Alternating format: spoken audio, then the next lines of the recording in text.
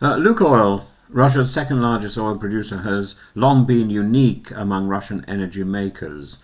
It's formerly private, commercially entrepreneurial, and internationally integrated. It accounts for roughly 2% of global output, operates across Europe, the Middle East, Central Asia, Africa, Latin America, and owns critical strategic assets including the Burgas refinery in Bulgaria and West Kurna 2 in Iraq. Today, that model is being forcibly dismantled.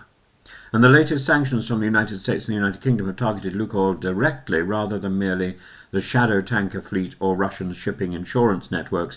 Washington has granted only a temporary wind-down license expiring on the 21st of November and warned of secondary sanctions for any entity facilitating Lukoil's international operations thereafter. European partners have aligned through asset control mechanisms and veto powers on sales.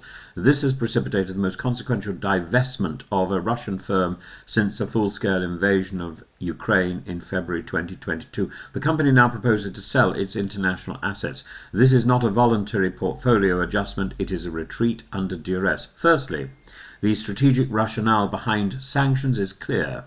Revenue from Russian energy companies underwrites Vladimir Putin's war.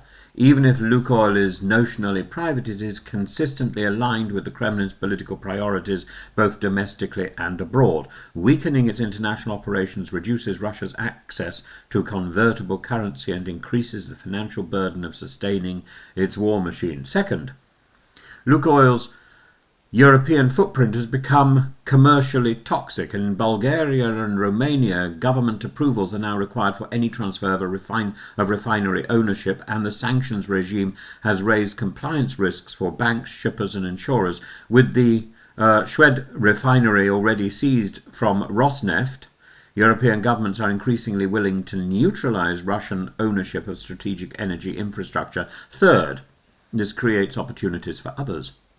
Buyers are already positioning. One can imagine several categories of bidders: Middle Eastern state actors such as Abu Dhabi's ADNOC or Saudi Aramco seeking downstream expansion in Europe, existing regional energy incumbents like MOL in Central Europe willing to consolidate, Azerbaijan's SOCAR already dependent on Russian crude for Turkey's Star refinery, global private equity acquiring assets at distressed valuations with the expectation of future normalization. Yet none of these transactions will be straightforward. Every sale requires regulatory scrutiny. Every sale risks political challenge. In the case of Burgas, Bulgaria may even nationalize or seek a domestic buyer to guarantee energy security. Fourth, the result is a profound change in Lukoil's corporate identity. The company that helped symbolize Russia's integration into global markets during the 1990s will revert to a more parochial existence. It will become primarily a Siberian upstream producer dependent on domestic refining, Asian trading channels, and the opaque logistics of the shadow fleet. This is a reversal of 3 decades of outward economic expansion. Fifth, while Chinese and Indian refiners have been avid purchasers of discounted Russian crude, their posture is now shifting.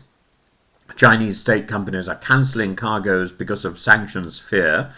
Private teapot refiners cannot absorb the volumes alone.